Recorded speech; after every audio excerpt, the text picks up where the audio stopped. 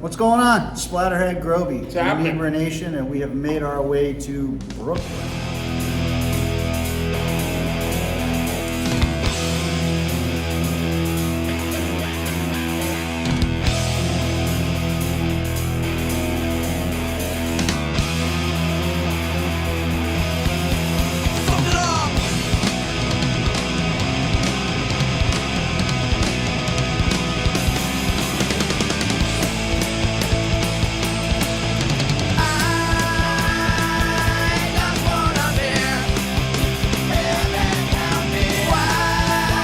And we are at Wild East Brewing in, what is this, Park Slope, Gowanus, kind of? Gowanus, yeah. Gowanus.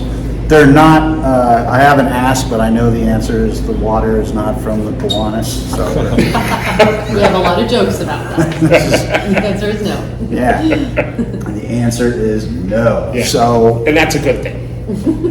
who do we have here? I'm Tyler March. I'm one of the owners here. And I'm Lindsay Steen, owner number 2, whatever. I'm Brett Taylor. I guess I'm owner number 3 by default. All right, sounds good. How long has Wild East been in business? it's a little over 2 years. So we started production and distribution in January 2020. Right in the middle of COVID. Well, it was right before COVID. Right, as it got And, going. then we got our tap room opened literally on the first day of lockdown, selling beer to go. And from there, we were slowly, able to do outdoor seating and then limited indoor seating, and then we had to shut down again, and we opened up again, and so here we are. You had to decide suddenly that, I guess we're canning beer now too, even if that's not what you were planning to do. It was not, and Yeah. it's quickly pivoted. Now you can your own, did you get a mobile guy? Mobile canner. Yeah. Yeah.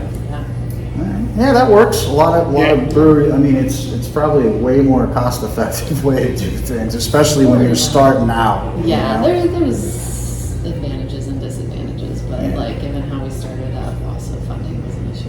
Right. For our own can. Not to mention that I would then have to hire Canning a operator. canning operator. Yeah. It's not my skill sets. Yeah. All right. So you guys have a wide range of beers here, which is kind of unique to the current beer, craft beer trend in the, well, I won't even say in the area, but generally speaking. So there's how many taps up there, and they're not 20.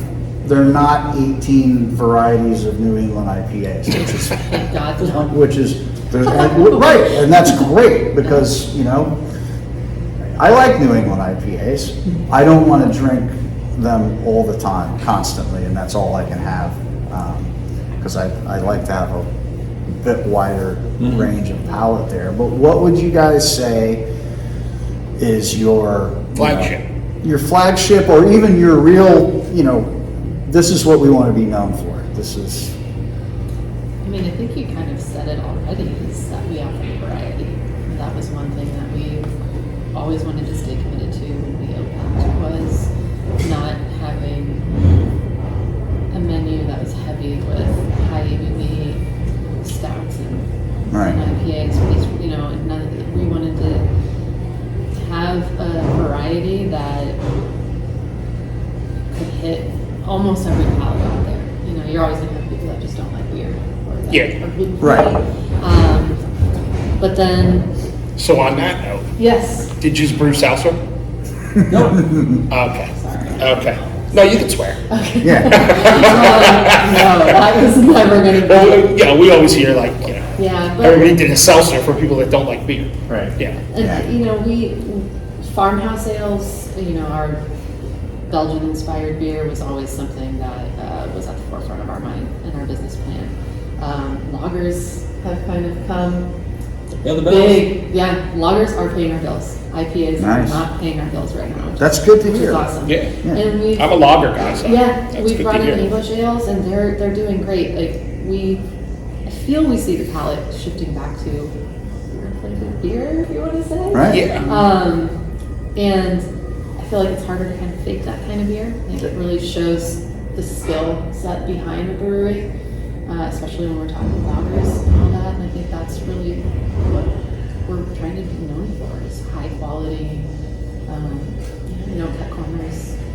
Your Brett, Tyler can speak more to what we want to be known for. But Yeah, no, in a lot of ways we stuck right to the business plan, which was going to be like farmhouse beer and beer flavored beer, and like so I always say, and when asked to describe what we do very succinctly, I say we're a saison and lager brewery, and I say it in that order because that was the original plan, and we do sell, we do make a lot of saison, mixed culture beer that runs the gamut from like crisp dry, and a little bit tart to like pretty sour. And there's a lot of beer, sour beer in there too, but like, saison based mixed fermentation, like oak aged beer is like very much the heart of what we do. That being said, we were gonna always do a little bit of lager, and we just happened to find out in a brewery in the middle of the worst global health crisis in 100 years, gave us a lot more time. When you're a brewery that nobody's ever heard of, making 30 barrels of beer, it takes a little bit of time to make beer. So we were putting beer in the tanks that was going to, we already had a lager program started, and what we did was just expand it during the pandemic because we had to make beer. We had to make beer that we literally could not make full batches of IPA because we couldn't sell it in like fast enough that it would stay fresh. So we literally. Yeah, we had a lot of time during the pandemic on our hands, and we're able to make very long aged lagers and play around and get into move for our program from single decocted lagers to double decocted in a lot of cases, and maybe triple. give everything triple. It's coming. We have a plan for a triple decocted patients in 4 yeah, so we sort of like the pandemic circumstances are kind of what helped us become not from a brewery that makes a couple of really high quality lagers to a brewery that pays a bill with lager. Nice. So that was a happy accident that I'm happy to have been part of. No, that's cool. That's a kind of, I guess that's taking lemons, right? Yeah. Yeah. Yeah, because and like you said, not churning out beer that don't have a shelf life, but actually producing beers that need some time to age and time to lager. We were able to sort of like master, terrible word because when you ever master anything, we were able to like dial in sort of with training wheels our approach to making this beer. So once we like got into late last year really, or maybe even early this year, to like really sort of start hitting the gas pedal, we kind of knew where we were at. Now were all of you as home brewers? Yep. Before you started this? At different levels, yeah. Cool. Yeah, we kind of set a precedent with that, which I think is good because rather than cutting corners when we did have less time on our hands, we just added more bright tanks in order to give those beers a place to do the proper aging. Nice. Instead of cutting corners, we added corners. There you go. That works. Now, the important thing, which is one of the things that we usually start the show with, is what are we drinking? So we got to know about the beers that you guys are drinking, what we're drinking, what's being served here. Yeah, well, you mean like what are we drinking right now? Yeah, what are we drinking right now? Well, it's early in the afternoon, so I haven't had lunch yet. So I'm drinking Temperance, which is our dark, mild English style ale. It's about 3.5% ABV. Super flavorful, super easy to drink. It does have a lot of flavor. But, For low ABV. don't feel any effects from the alcohol right now on the stomach, which is great. Shouldn't say as much for Tom, but here we are. Yeah, Roby's knocking beers over. It's the low alcohol beers that make me spill them. So yeah, we're here, I guess, talking about English ale as part of the talk that we're having. So I figured this would fit the theme. I think we're all kind of on that theme. Yeah. Yeah. Two of you are drinking. Temperance. So Temperance was one of our, like, say flagship, we decided to keep it a flagship. It was the second beer we brewed. Yeah. Third. It was a third. It was one of our first three Yeah, that we released. exactly. I It was the always first- think of it yeah. as our second release. We put this beer in the tanks. Like, you know, it's not we like it. And I think we can make it good. We're not gonna go for the session stout, whatever that's. We're gonna go legit dark mild. Make sure it has a nice body. And we had some people regularly coming here to fill their growlers during COVID because we had this. Nice. They still come and get this beer. And we kept it, we always have it. This is a beer that we always want to have on our menu. And first timer actually. So, But it is the only beer. yep.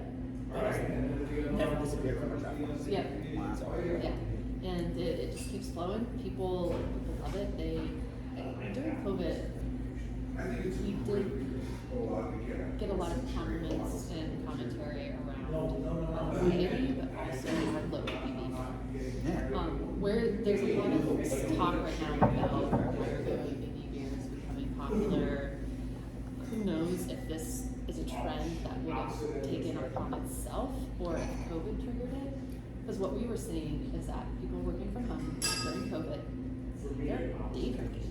But Yeah. they can't get wasted after drinking these double IPAs that pre-COVID can't drink were 8% beers all day really, anymore. Yeah. really No matter what popular. job you're in. Exactly. So they were looking for like, we love coming here because we have beers. I can drink 7 beers and not be wasted. I can still do my job or be responsible And for it's my still kids. and it's still good beer. Exactly. That's you know. Exactly. So that you know, that was something that we were taking a lot of pride in, and we're still continuing to see this gravitation towards the ABV beers. So we try to keep the majority of our beers, around 5% range or less. I have to tell you, when I go into a brewery and I look at the beer list and everything is above 8%, it's discouraging.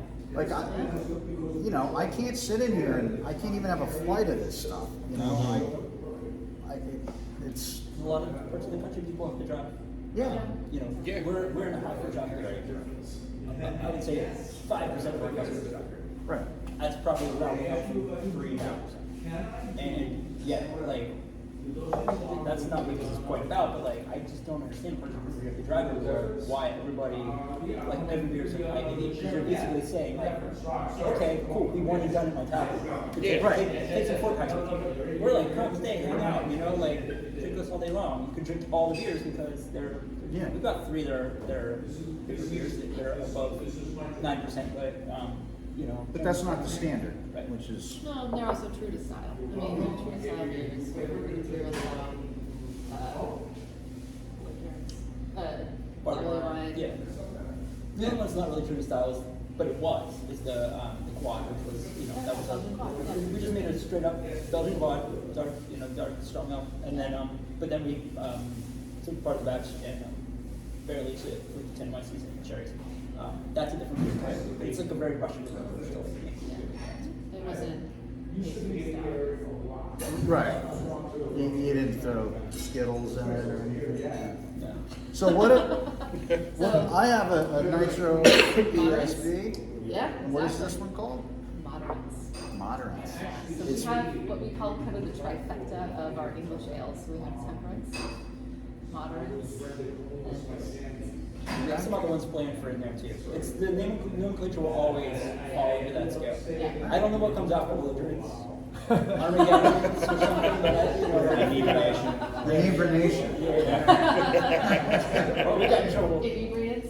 Yeah, we got in trouble on the labels for The belligerents for the saying something TCB about. said something like it's promoting inebriation for our label, and they turned it down. We're like, we're in the alcohol business. Right. Right. We're selling beer. Right. Yeah. No sense of humor. Now, and it depends on which person is reviewing your Exactly. labels, and what day of the week it is. What kind of night they had. Yeah. Exactly. The English also became a program for us. Yeah. Like we made first we made Temperance, and then we made Moderates, Tyler came up with this whole like name scheme. We always try to beat Tyler on the names, but Tyler always wins. And I think It's like facing good at it. facing Gretzky in the points race in 1984. Right. You could try, but you're probably going to. I want someone. I really want someone to beat me. It's just not happening. That's all right. I've seen it happen, but Right. we should have a name like Chris for our festival. I just forget what it is. We can't, well, you don't want to give up. Oh, no. next episode. So, Yeah. And will these So- three be at the British Beer Festival? So we're bringing one cask, that's all, one Firkin, Temperance, Oh, okay.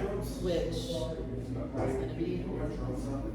Yes. So generally speaking, when we do our casks, so we make these beers, we can them, we keg them, and sometimes we nitro them. When we do casks, I sort of developed this little like pre-industrial revolution cask program. So I want the casks to kind of be treated like casks would be in England way back in the days of yore. So I spiked them off over Brettanomyces. If you get a fresh cask, you don't taste much Brettanomyces. But if you let it go for a while, it takes on a nice earthy character. It's very much on brand for us at the Wild East Brewing Company. So this one is one that has some age on it, so it shows some fresh character. We did a tactic over at Toast during New Beer Week. We brought in a 10-month-old cask of moderns with bread. Yeah, we had some modern casks that were younger, not good for bread, that we thought about bringing, but I forgot what Temperance was. That one instead, because I think this is a great occasion to showcase what we're doing, what your program is all about, so that's what we'll have there. to the people that have been paying attention to our show for the last couple of weeks, you'll know that we're talking about the New York State Yes. British Real Ale Festival.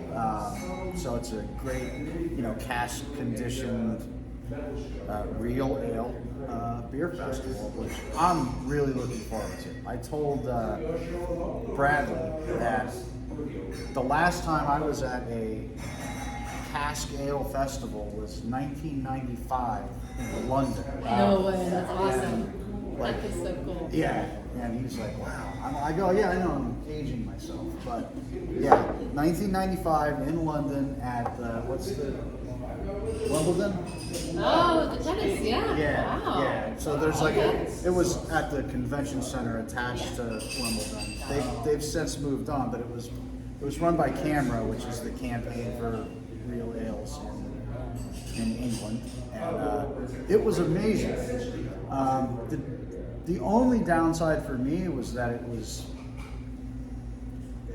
London was experiencing a heat wave of epic proportions that they hadn't experienced in like 50 years. So it was like 98 degrees out, and I really, really could have gone for a nice ice cold carbonated lager at that point. And they just weren't to be found anywhere, much less at the Real Ale Festival. The casks were probably all hot. Oh yeah. That's what I was wondering, like, what did that do to the cast? Yeah. I mean, they did a good job. However, they managed to keep their beers at cellar temperature. Okay, that's good at least. Yeah, but it was again 98 degrees out. I want maybe something around the 38 degree range with lots of bubbles in it. But really enjoyed it, and I'm really looking forward to this festival coming up. And that's one of the main reasons that we reached out and said we want to come hang out and check you guys out.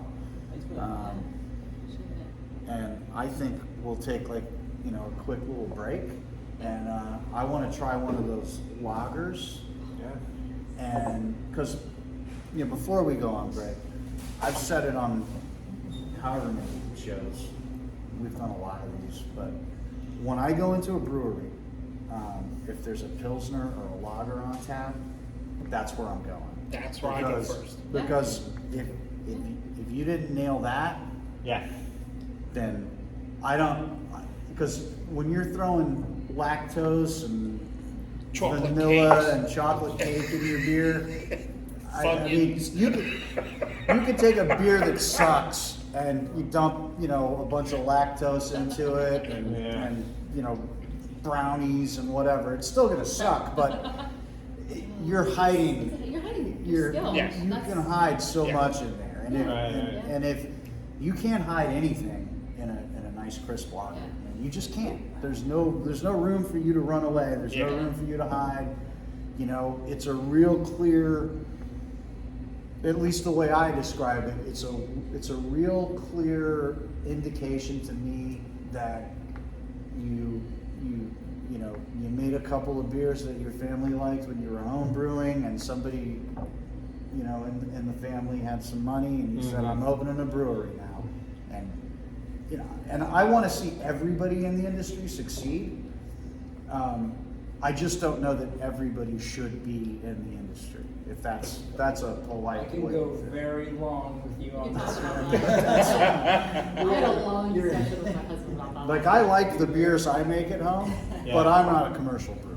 Right. And I'm not. Like, we're just gonna keep this at home. There's a big difference between gifting beer to your friends and family who are always going to compliment you, even if they're not thinking that they like what you're giving them. Me and him homebrew a lot. As soon as someone's paying for it, then Me and him homebrew a lot.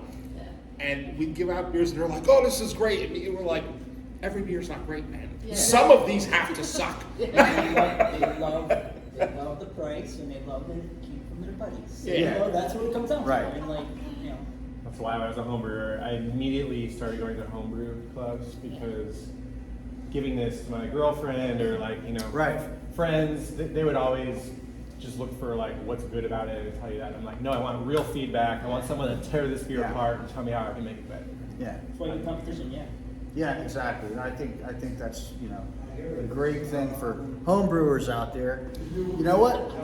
Get into some of these competitions. They're cheap. You're brewing the beer anyway. Get your beers out there and let other people taste them. And be receptive to it. Just be receptive. Opportunities to improve and start a brewery. Go to school. Or go work. Get education. Or go work in the industry.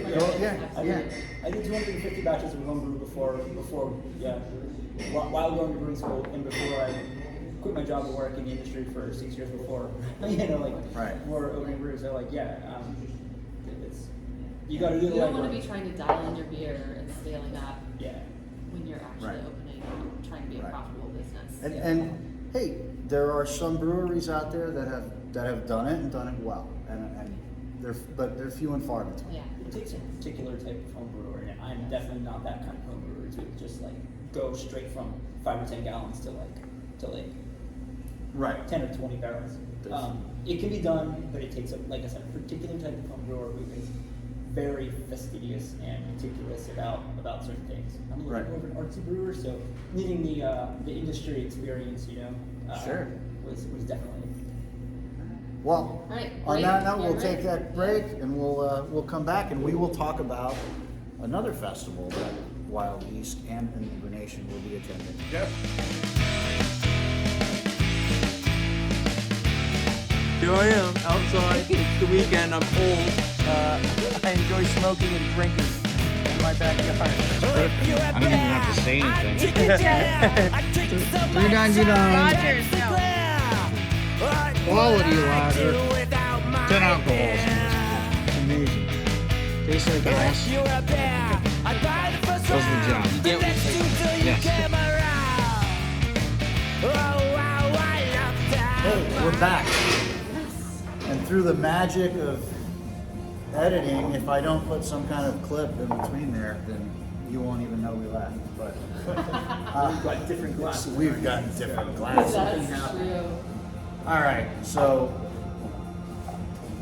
this beer is amazing. It's exactly what I want. We went through what is it, right?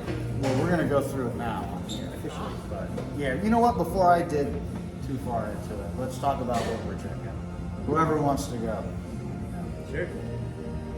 Brewer? All right. So this is Little Patience. This is the younger sibling of our flagship Pilsner, Patience and Fortitude.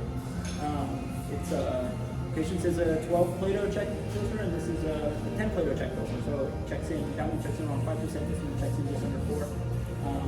Same base recipe though, just a little bit less of everything. It's a double decocted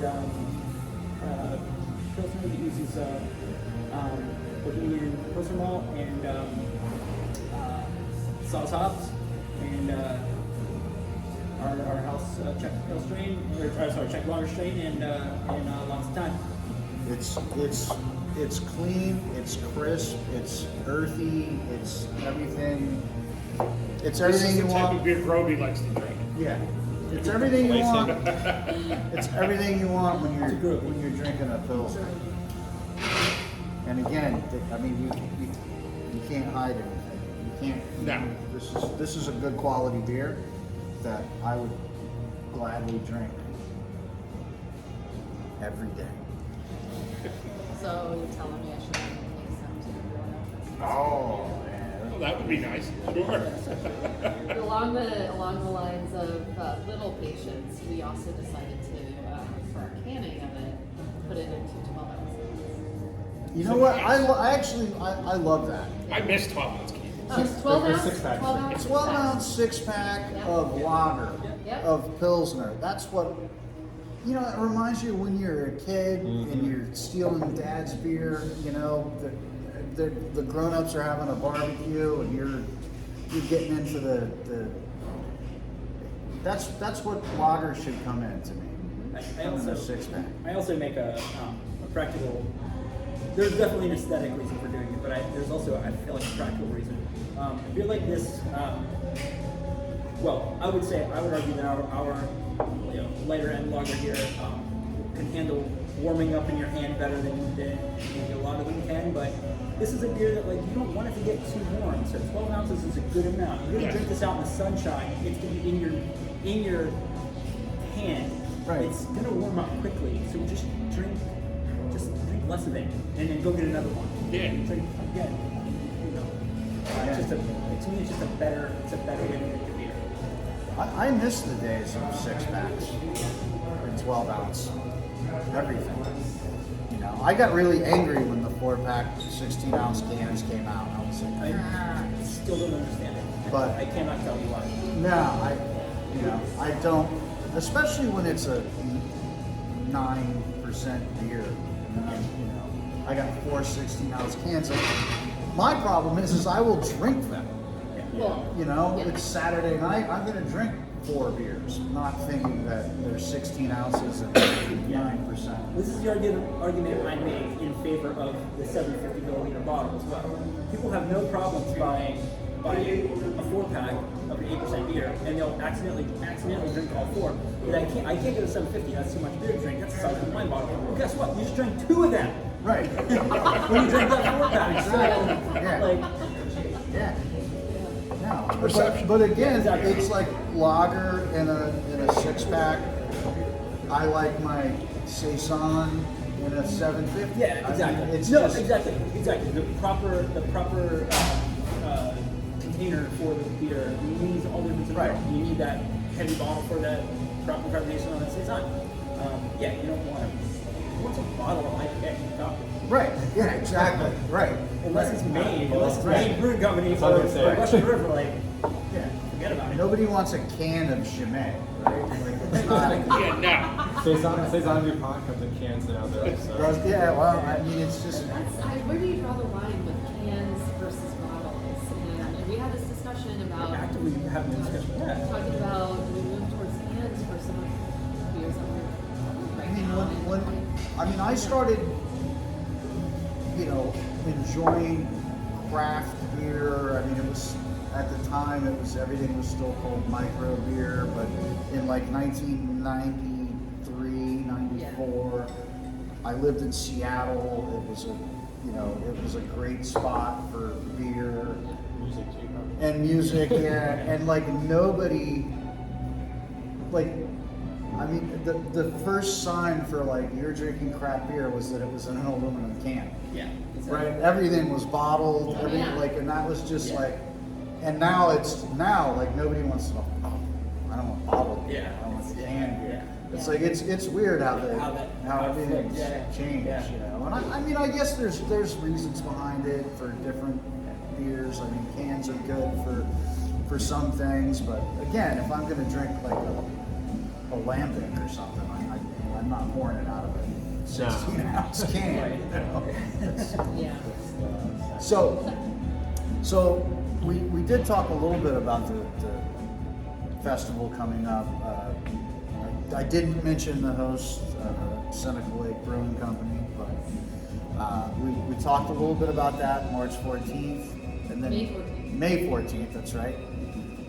The magic of editing. 1 week later, 21st. the 21st of May. Well, you guys will be there the 21st and 22nd. I could have opted for that, but I said no, thank you. Wait, the 21st is a Saturday? Yeah, And, yeah. Yes, we have 2 full sessions, yeah. But see, you guys, but not in a hotel room for Sunday night. That's what I was talking about before. right? Yeah. So you guys are going to be working.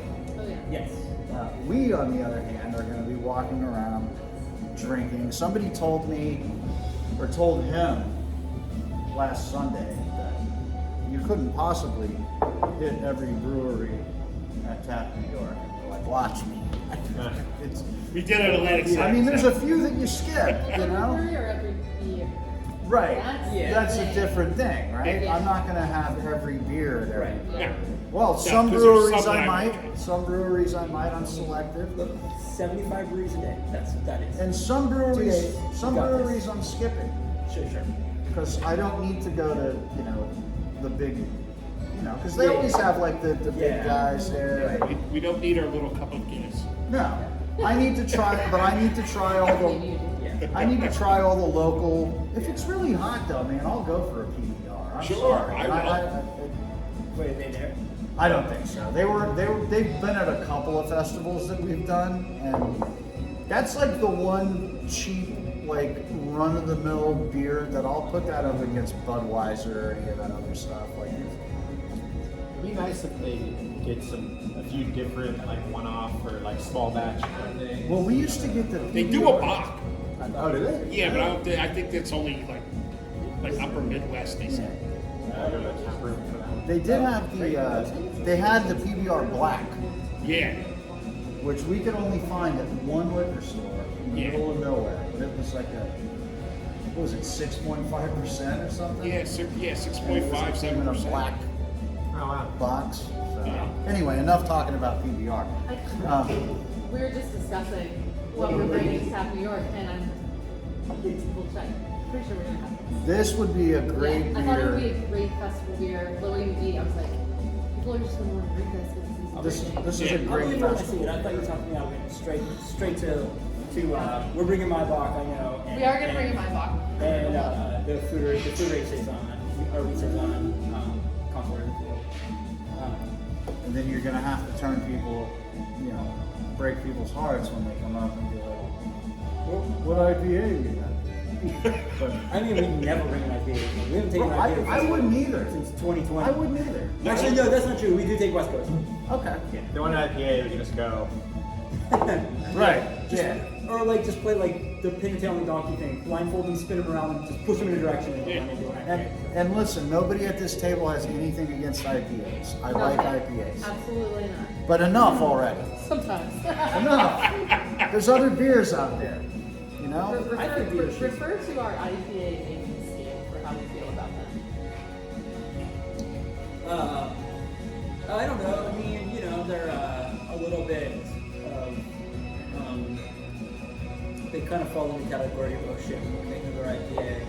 So how do we ironically refer to this fact? So,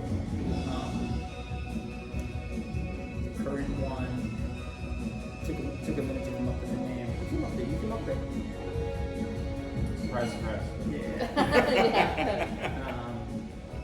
Passive regression. Yeah. I mean, you know, there's room on the shelf for all of these beers. Totally. But I love making them. you know, and we were discussing it. We've discussed it with many brewers, and we've discussed it on our show amongst ourselves with the way that the trends with, you know, the IPAs, where it was like there was this war going on with like IBUs and like you drink one of these beers and it was like you couldn't get the taste out of your mouth for hours, and it was the only you couldn't drink anything else after it. I'm pretty sure that giving somebody one of those after they brush their teeth was banned under the Geneva Convention. Right? Yeah. It was so high it would like break your face. It was ridiculous. And now you can't even find one of those. If you're somebody that's really looking for one of those, good luck. I mean, they're just not out there anymore. But the IPA thing, there's so every brewery. That's it. You know, we've got this IPA, that IPA, we've got the double version, the triple version. Enough. The hipsters went home. Mumford & Sons isn't touring anymore. Let's go on and try other beers. Oh wow, that was a great I think that's the thing with beers like this, like Temperance, which we were drinking before this. I think not only is it sort of like not a revolt, but you know, everyone a few years ago it was like, how many adjuncts can you put in a beer? How many? Can you make a triple IPA? Can you make a quadruple IPA? How many 1,000 pounds of hops can you put in the IPA? And I think now it's kind of going the other direction where it's like, not that it's like a game to see how small of a beer you can make, but I think that it's really, people are tired of that, they're going in the opposite direction, and now it's about how can you make a quality beer that's nothing to hide behind, that's low ABV, and I think when you have that, it's more about enjoying the beer because the beer's made well, it's beer flavored beer, but it tastes great and you can enjoy the beer for the beer's sake versus the alcohol or the fact that it's got 8 colors of Skittles in it or whatever it might be.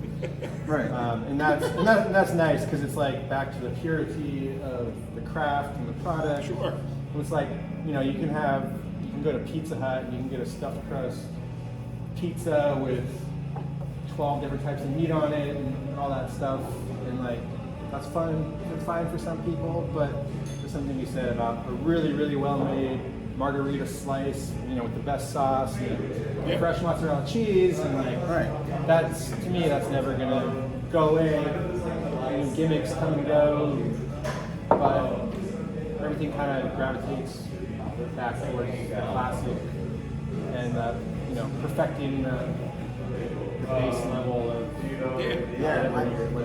and I appreciate that, and I'm lucky enough to have 5 blocks away from me a local brewery. They don't distribute, and they make lagers. They make a half or a German wheat beer because they want to call it what it's not. They make a saison. They do reluctantly. They make a New England IPA, but he hates it. He's like, okay, I've made one that I can drink, so, and I can appreciate that. And I appreciate, you know, these are amazing beers. Before I leave, I'm gonna have to stock up on some to-go cans. Oh, some's going in my to beer fridge. But I have a deep place in my heart for people that love the craft of beer. And again, there's a lot of different takes out there on, you know, what a traditional beer is and what, I mean, it depends on, you know, what mindset you have. I mean, is it a farmhouse or is it a German lager? Is it a, you know, but that kind of, either way, that traditional approach to making beers is, I love seeing it come back, and I hope it becomes a trend and it sticks around. I think it's here for a minute. So I would say, like, nobody should be reluctant or like not want to make New England IPA unless it's like if it's not what you want to do, don't do it. But like, my thing is like, I like to have one on. And I want to make it, I'm trying to make literally the best New England IPA on the planet. I'm trying to do it with every single batch of beer I ever make. But the problem is that it's become, you don't need, there needs to be a balance. Like, they've gotten out of hand where it's like, there are entire breweries that are dedicated to just making that style of beer. That's where it's out of hand. Because you know what, like, at some point, that's going to drop off. Where are you guys going to be? So, Right. like, if you have one that's part of your portfolio, or two that's part of your portfolio, then there's some balance there. Like, I think that, like, that group of people who once you only drink that type of beer is a very narrow sliver of the market. You're very, very much, it's better, especially now, if you're going to do that, you would better be, like, elite. Right. You would better, like, and by elite, I mean, like, a shit ton of hype. Because that's what really matters. Because basically, we're all making the same beer. I'm Right. sorry. Yeah, I know. When it comes to that, you know, there are some a little bit of gradation, but it's not crazy. So that's what I think. More than anything, I think we're just falling back into some balance with what we all make, and that's allowing these other styles to rise up.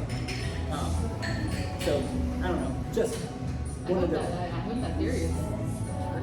I mean, it's at least seems to be. I think it has to. I really do. I think it has to. I think that, and especially now that there's so much more access to quality beer out there. I mean, I go back to, like I said, back in 1993. You know, it was slim pickets. You know, it was limited. You Yeah, we know? discussed that on the way here. You had your Rogue. Yeah, right? You Rogue, had Sierra your- Nevada, Anchor Steam. Out here, I'm from Pennsylvania. I was just starting the beer at that time too. It was like we drank JW's Honey Brown, and we had Samuel Adams, and then other than that, there was Yingling, Right. and then I drink Yingling all the time. I grew up about 8 miles away from the Rolling Rock Brewery, and that beer was not good. But it was, technically speaking, It was the different beer to get. it was versus, technically the my light. brew. Yeah, exactly. It was just made at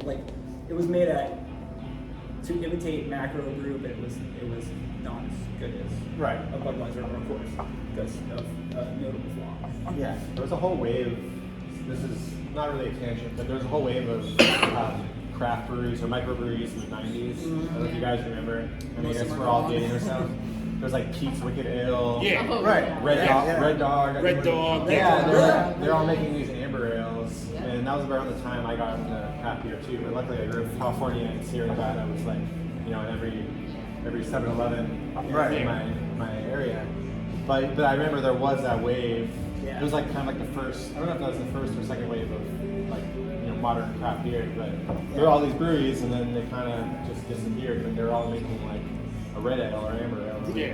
The resistance at the beginning from the major breweries was very interesting Yeah. because there, and for all intents and purposes, there is no reason that these major breweries can't make amazing beers, Exactly. right?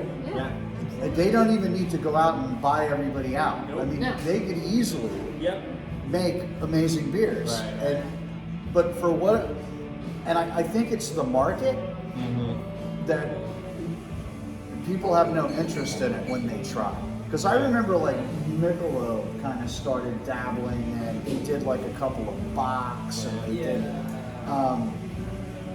and people just see that and they're like, which good, you know, good because it's good for everybody else in the industry when people aren't buying the cheaper version, even though they could make that.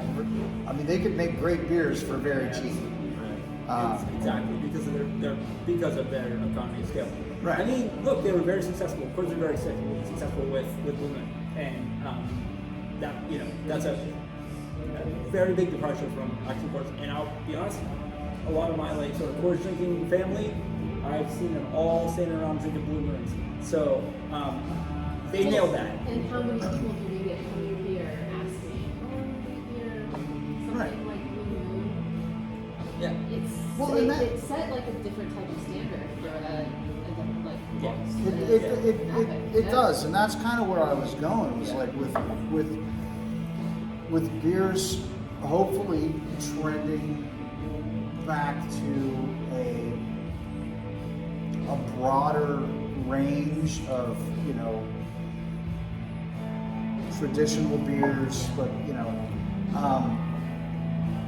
the market is so saturated right now that there are people that normally wouldn't leave the, you know, cheap section of the cooler, you get the same beer that they get every day that are now, you know, kind of looking and getting their palates, you know, wet with different beers.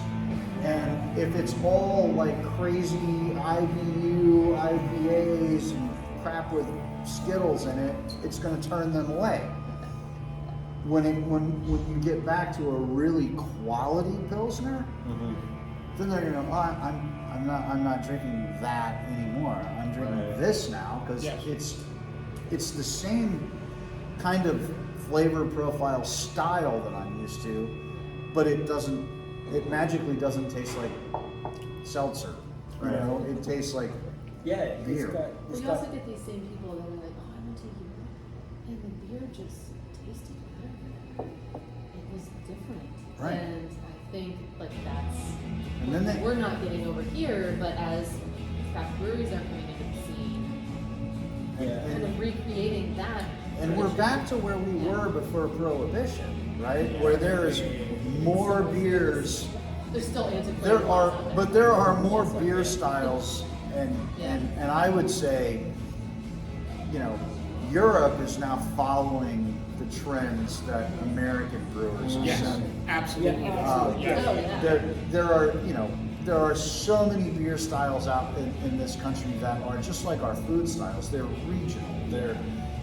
And they do cross-pollinate at times, but you're always going to have your niche market, right? Where it's like, you know, you really got to, like, there's a beer you're not going to taste unless you're in, you know, the Pacific Northwest.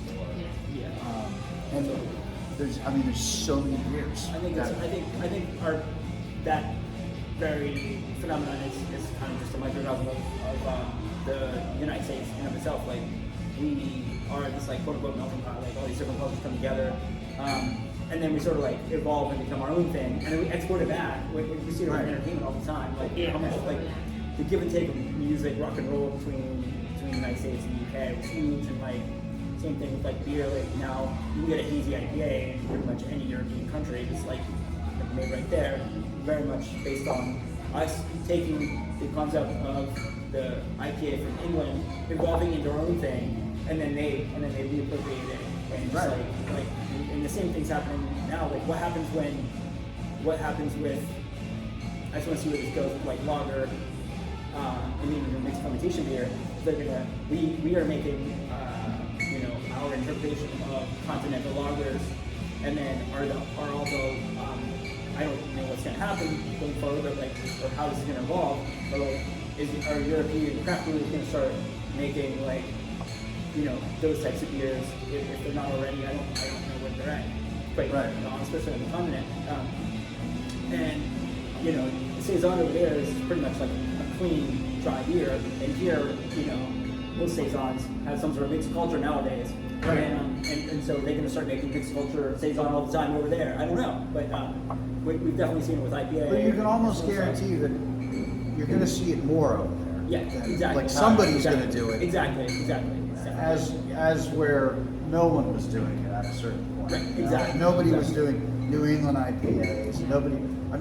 Nobody in Belgium was doing a Belgian IPA, whatever the hell that is. Just created a new style. Yeah, Let's figure that one out. I mean, I'm still protesting the black IPA. Really? I'm just look. This is more terrible. I'm not protesting it. I don't want to. I just look. The P stands for pale. So it just messes me up. I mean, I taste like an Cascadian dark ale. Should it be an Cascadian IPA? dark IPA. Black ale? Imperial black. we do get to a point. I think we're at a point now to where the sort of like Americanized, like New England, they're almost their own beer style. Like, they're not. It's not like if you sat down and drank like a traditional English IPA, it doesn't equate to even a West Coast IPA. Right. Take like whatever one you want from England and put it next to a Sculpin and put it next to a Julius, and like you're not even going to recognize any of the three as the same style because they're Right. so vastly different. Right, they're completely different beers. I really like that an American innovation that is added to certain beers. Yeah. Yeah. I almost wish, because American beers, like especially IPAs, a lot of them, they started using American hops. I think that's great because it's like, it should all come back to what's grown in your region. I don't so much like when they're importing hops from the US. I mean, we do the same thing with we do the same thing with Australia and whatever, but Right. I think it'd be so much cooler if everyone was kind of like making their own innovations based on what's grown in their region. Yeah. Kind of like what we do with food to some Right. extent. Yeah. And like to me, that's kind of exciting when you have like the fresh hops, malt, whatever, like grown in your region that represent the land that's your region, the climate, Yeah. terroir. What was that other that IPA style? Cold IPA or something? Oh yeah, that's the new thing. I just saw that the other day. I was like, aren't they all cold? That's India Pale Lager for people who aren't old Right, to remember and India they Pale don't- Lager. and they don't- It's fermented with lager yeast. Is that? Right, but because we do this show, like, I have to buy some of the dumbest beers. Like, I really do. Are you going to edit that out? Or, No. No, I'm not. I have to, but I have right to, there, bud. like I do, like, I'll buy some of the craziest crap. But like, if I can get a single can of it, like, but I bought, I mean, I've had some stuff that's just like, I wouldn't even drink on the show because I don't do bad reviews of beer. Because I don't think that's beneficial to anybody. Like, totally respect you for that. I'm not I mean, gonna, if I don't like a beer that I'm drinking, like Your son speaks the volumes. the worst that I'll say is like, it's not for me. Like, it's not my thing, but, you guys Feel might free. like it. Like, I mean, but there's literally chunks of cookie dough in it, and I'm not gonna drink it.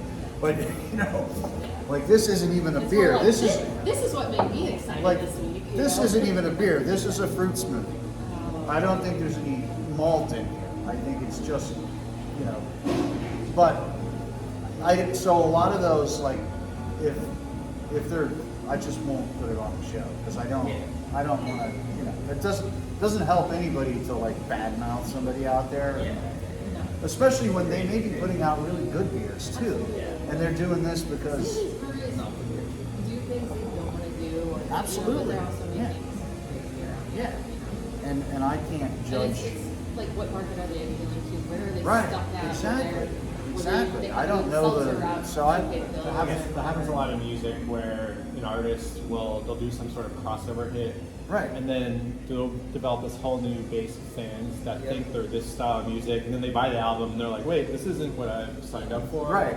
But they're Yeah, like, absolutely. That's kind of like create your own fake by putting out a fake impression of something. I just don't think it's, it doesn't help anybody to just sit there and badmouth somebody, like, and stay off of Yelp. You're not helping anybody. Stay off of Untapped. Untapped. Yeah, and stay off of, That's a train wreck. Yeah, or if you're on Untapped, 3 is not the ceiling for lagers, okay? Just saying. yeah. Also, this is my last rant. If you don't like a style of beer, don't score it. Don't say I hate saisons 2 and drink a world class saison. If you don't like the style of beer, then don't Rate it. try it. Or but don't rate it rate it. based on the style. That's another thing we tried doing on the show was like, we were giving an award to like the biggest a-hole off of like crappy reviews that leave the breweries. It's like some of these people were like, this beer sucks. Well, that's great. Yeah, You Well put a lot thought of out. thought into it. Or like, really like the brewery, but not enough games for kids. Sorry, but Sure. What does that have to do with Right. the product of their fermentation? I'm giving this place 1 star. Not enough vegetarian options on the menu, and I'm like, well, Jesus, like, and me that brewery, like, 2 owners. One of them's a vegan. There's like 60% of the stuff on the menu is vegetarian, and if it's not, he can make it vegetarian for you. But it's like, what does that have to do with the brewery or the beer? Anyway, okay, we're done ranting. People just want a place to People just want a place to rant. People Yeah. like we have a little society now where like you can be heard, and in the past you couldn't be heard. Right. You have to shout, old man shouts at cloud or whatever. And now it's like now you have a lot of outlets for being heard, and god damn it, you're gonna be heard whether you have anything to say or not. Yeah. But thank God for the rollers out there. No, yeah. Oh, I love the beer Yeah. rollers that call out these bullshit. Yeah. No, I do too. Good stuff. So, all right, before we've gone on for quite a while, and it's been a lot of But we fun. did divert from beer, as we talked about before. No, Yeah. we don't always dive in. Yeah, we had a lot of fun. Great brewery. Check out Wild East in Gowanus, Brooklyn. Great place. Take the train. Very hard to find parking. Brooklyn is not. When you Not think parking of, friendly. I still think of Brooklyn from 20 years ago. It's not. Yeah, no, our trains block up that way. That's right. Easy. So easy to get to. Very cool atmosphere. We're gonna edit in some, nice video and photos and stuff. Special events, you guys have any stuff like that? We're getting more into some special events. We're doing a comedy show. Nice. Comedy show on the 19th. Got an Irish session on the 18th. I see. Is there bingo? We got bingo. Yeah, we just started that. Like Tomorrow? we've done it once. It was great. They're an awesome group that we work with. Bingo tonight. It's probably. Oh, it's tonight. Yeah. Oh, I thought it was tomorrow. Sorry, tonight. Bingo's The tonight. third. Trivia is Let's try. tomorrow. When you hear this show, bingo was 2 days ago. And then Mother's Day, we're doing a little bouquet flower bouquet arrangement. Very We cool. partner with a lot of people, and then we have food vendors at least Friday through Sunday. So we have a rotating selection of food pop-ups, and We're starting to do some like tours and tastings at different levels. so every Saturday at 1 p.m. you can get a tour of the brewery, and it concludes with a tasting of 3 different beers, which will be 2 of some of our latest and greatest offerings, and then probably something special from our barrel cellar. So that's now a weekly option on the menu.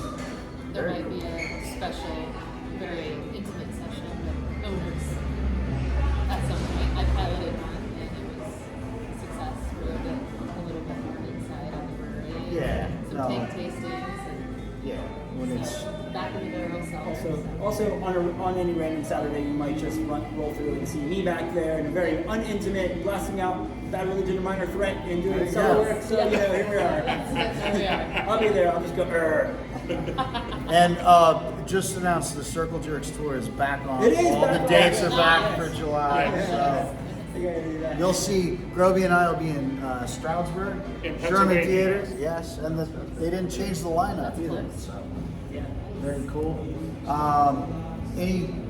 Anything like community activism, anything you guys are We definitely close to your heart? participated in some charity brews. We did a canal beer, which was a light lager, with the Gowanus dredgers. Portion of the proceeds were trying to get back to them. We made up the we did We have the North Shore North Shore Annual Annual League. League. That's an ongoing for 1 year. We've signed up I'll grab the fork. Nice. to collaborate with them. We did the launch year where we had their adoption bus out there. Awesome. It was so cute. Awesome.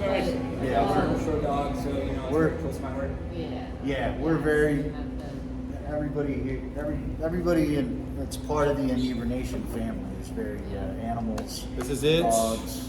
So these are real, actual dogs and cats that can be adopted at North Shore Animal League. Nice. And $1 from every 4 pack goes to the organization.